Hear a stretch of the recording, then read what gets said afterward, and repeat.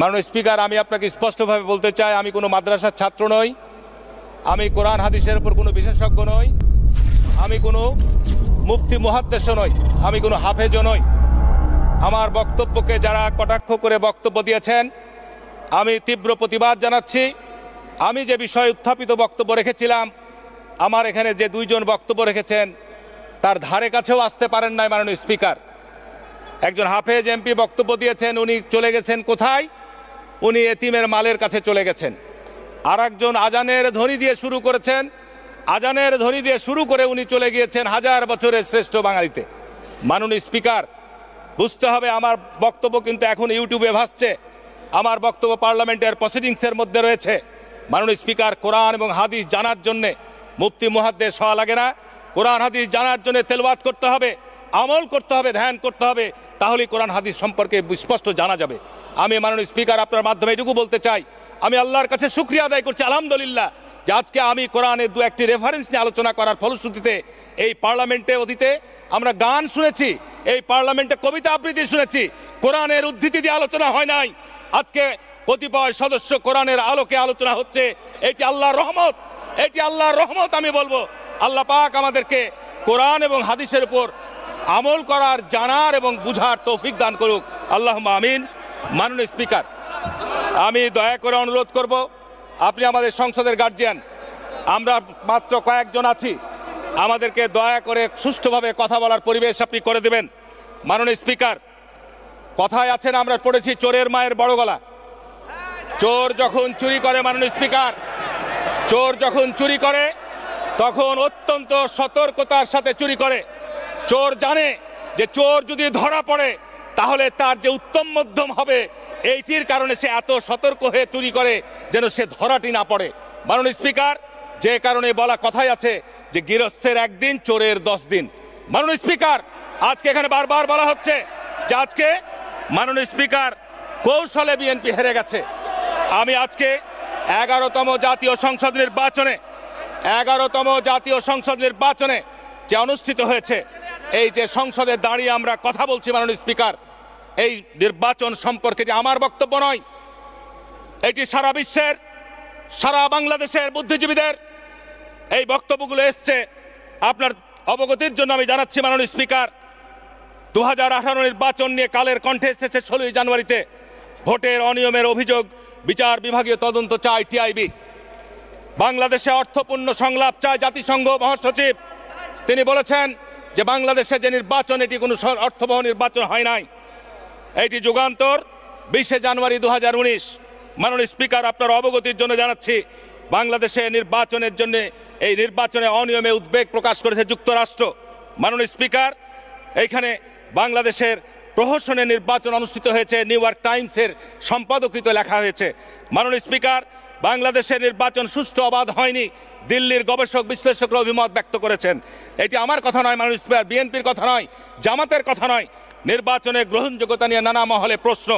মাননীয় স্পিকার, যে পার্লামেন্টে দাঁড়িয়ে কথা বলছি, আজকে আগের রাতে ব্যালট ভর্তি, পরের দিন গণনা, যে কারণে এই পার্লামেন্টকে বলা হচ্ছে মধ্যরাতের পার্লামেন্ট। মাননীয় স্পিকার, এই বিষয়গুলি এখানে বলা হয়েছে সত্য কথা বলার জন্যে। এই কথাগুলো আমার নয়, নির্বাচনে ভোটাররা প্রতারিত, অপমানিত হয়েছেন। মাননীয় স্পিকার, আন্তর্জাতিক মানদণ্ডে আজকে পুলিশদেরকে নির্বাচনের পর, প্রথম আলো 8ই জানুয়ারিতে প্রকাশিত রিপোর্ট, পুলিশ সুপারদেরকে পুলিশ সদর দপ্তর থেকে চিঠি দেওয়া হয়েছে। এটি বাংলাদেশের 49 বছর ইতিহাস অত্যন্ত কলঙ্কজনক।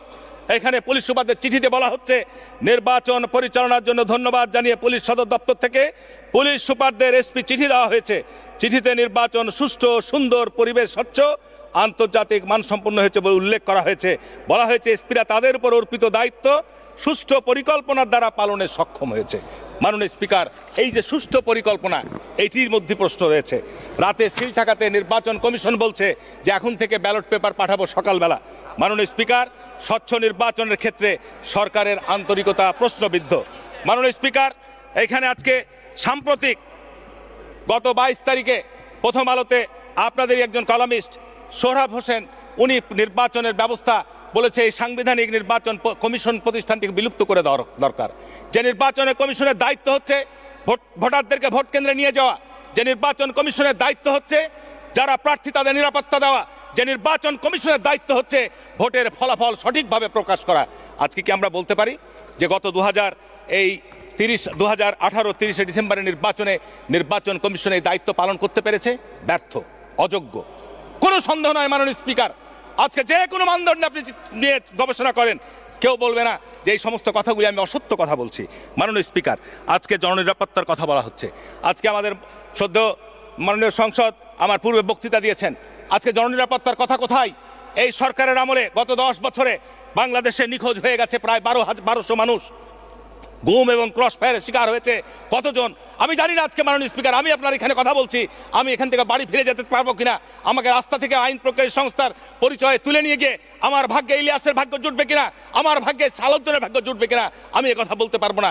আজকে যখন মাননীয় সাবেক মন্ত্রী, বর্তমান মন্ত্রী অনেকে উপহাস করে বলেন যে বিএনপি রাস্তায় দাঁড়াতে পারে না, আজকে বিএনপির কত নেতাকর্মী গুমের শিকার হয়েছে, আজকে বিএনপির কত নেতাকর্মী আপনার অপহরণের শিকার হয়েছে, আজকে বিএনপির কত নেতাকর্মী ক্রস ফায়ারের শিকার হয়েছে, বিনা বিচারে বিচার বহির্ভূত হত্যাকাণ্ডের শিকার হয়েছে, এর তথ্য হিসাব আপনি চাইলে আপনার কাছে আমি পৌঁছে দেবো মাননীয় স্পিকার। আজকে বিএনপির মহাসচিবের নামে 84টি মামলা। আজকে অবাক লাগে মাননীয় স্পিকার, আজকে মাননীয় স্বরাষ্ট্রমন্ত্রী বলেন গায়েবী মামলা কিছু নাই। আমি আপনাকে চ্যালেঞ্জ দিয়ে বলবো, আমাদের এই পার্লামেন্টের সাবেক স্পিকার ব্যারিস্টার জমির উদ্দিন সরকার, 84 বছর বয়স, খন্দকার মাহবুব হোসেন বিজ্ঞ আইনজ্ঞ, তার বয়স 84 বছর, ব্যারিস্টার মওদুদ আহমেদ, আজকে বিএনপি সিনিয়র নেতারা উনারা নাকি হাতের ঝিলে বসে বোমা তৈরি করছিলেন, নাশকতার কাজে লিপ্ত ছিলেন। এই মামলায় তাদেরকে উচ্চ আদালত থেকে জামিন নিতে হয়। এই কথাগুলি কি অসত্য? এই কথাগুলি কি মিথ্যা? এই কথাগুলির আলোকেই আমি কোরআনের আয়াত থেকে বলবো, মাননীয় স্বরাষ্ট্রমন্ত্রী মহোদয়, আমি একেবারে সুস্পষ্টভাবে কোরআন থেকে আপনাকে বলছি, কেউ কাউরি বোঝা বহন করবেন, আল্লাহ পাক কোরআনে স্পষ্টভাবে বলছে। আল্লাহ পাক সূরা বনী ইসরাঈলের মধ্যে অত্যন্ত স্পষ্টভাবে বলছে। মাননীয় সূরা বনী ইসরাঈলের মধ্যে দাঁড়ান, আমি মাননীয় সদস্য এখানে পরিষ্কারভাবে সূরা বনী ইসরাঈল, বাজেটের উপর বলছেন না কথা, বাজেটের উপর বলুন। মাননীয় স্পিকার, এতক্ষণ তো সাধারণ আলোচনা হয়েছে, আপনি তো লক্ষ্য করেছেন, আমাকে যদি বাজেটের উপর, আমি বাজেটের উপরই বলবো, কিন্তু আজকে বক্তব্যের যে ধারা চেঞ্জ করে দিয়েছেন, যে কারণে আমাকেও বাজেটের উপর প্রস্তুতি ছিল। আমি আপনাকে বলবো, আমি এই কথাগুলি অত্যন্ত স্পষ্ট বলছি, এটা আমরা সবাইকে দুনিয়া থেকে চলে যেতে হবে মাননীয় স্পিকার। আমরা কেউ দুনিয়াতে স্থায়ী নই। আল্লাহ পাক পবিত্র কোরআনে সুস্পষ্টভাবে বলছে, নিশ্চয়ই তোমাদের চক্ষু, কর্ণ, অন্তঃকরণ জিজ্ঞাসিত হবে কিয়ামতের মাঠে। এটি সূরা বনী ইসরাঈলের 36 নম্বর আয়াত। মাননীয় স্পিকার, এর শানে নজুল তাফসীরটি কি? দয়া করে চুপ করেন, আপনারা আপনাদের বক্তব্য সময় বক্তব্য দিয়েন। মাননীয় স্পিকার, এই কারণেই আজকে আমরা যারা দায়িত্বে রয়েছি, আজকে যারা আমরা দায়িত্ব পালন করছি, আমাদেরকে অবশ্যই কিয়ামতের মাঠে বলবে, তোমার সামনে তুমি দেখেছো ওই আহাজারি করছে যে ব্যক্তিটি আজকে নিখোঁজ হয়ে গেছে, তুমি কানে শুনছো, তুমি চোখে দেখছো, তুমি হৃদয় দিয়ে অনুভব করছো, কোনো ব্যবস্থা গ্রহণ করছো না। এটি আমরা যে যার কর্মের জন্য কিন্তু আমরা তার জন্যই তার জবাবদিহি করবো মাননীয় স্পিকার। যে কারণে পরিষ্কারভাবে আল্লাহ পাক বলছেন সূরা বনী ইসরাঈলের মধ্যে, আমি প্রত্যেকের কর্মকে, সূরা বনী ইসরাঈল 13 এবং 14 নম্বর আয়াত, প্রত্যেক মানুষের কর্মকে আমি গ্রীবা লগ্ন করে রেখেছি, কিয়ামতের দিন বের করে দেখাবো একটি কিতাব যে খোলা অবস্থায় পাবে, সেখানে কোনো বিচারকও লাগবে না, সাক্ষীও লাগবে না। আমাদের কিতাব, আমাদের যা কর্মকাণ্ড, আমাদের দুই দিকে ফেরেশতা বসে সর্বক্ষণ এই কাজে নিয়োজিত রয়েছে। মাননীয় স্পিকার, এখানে আজকে মাননীয় সংসদ সদস্য জনাব মোহাম্মদ নাসিম ভাই, উনার পিতা হারিয়েছেন। আমাদের মাননীয় প্রধানমন্ত্রী, উনি স্বজন হারিয়েছেন, পিতা, মাতা, ভাই, শিশু রাসেল সহ। এর হৃদয় বিদারক এই ঘটনার সত্যিকার অর্থেই যে কথাটি বারবার আসে মাননীয় স্পিকার, ইনডিমিনিটি বিলের মধ্যে যে হত্যাকাণ্ড বন্ধ করা হয়েছিল, পবিত্র কোরআনের সূরা বাকারা 178-79 আল্লাহ পাক স্পষ্টভাবে বলছে কিসাসের কথা, বদলা নেওয়ার কথা।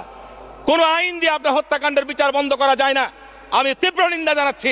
অবশ্যই যারা ওই 1975 সালের এই হত্যাকাণ্ডের যারা বিচার বন্ধ করেছিল, এটি সম্পূর্ণ কোরআনের পরিপন্থী। কিন্তু ওই আয়াতের মধ্যে আল্লাহ পাক কি বলছেন? বদলা নেওয়ার কথা বলেছেন। মাননীয় স্পিকার বলেছেন যে তোমরা হত্যার বদলে বদলা নিবা, যার বদলা নেওয়া দরকার তাকেই নিতে হবে। এইটা যেন বাড়াবাড়ি না হয়ে যায়। অর্থাৎ যে হত্যাকাণ্ডের সাথে জড়িত, তার বাইরে যদি আরেকজন নিরীহ নিরপরাধ কোনো মানুষ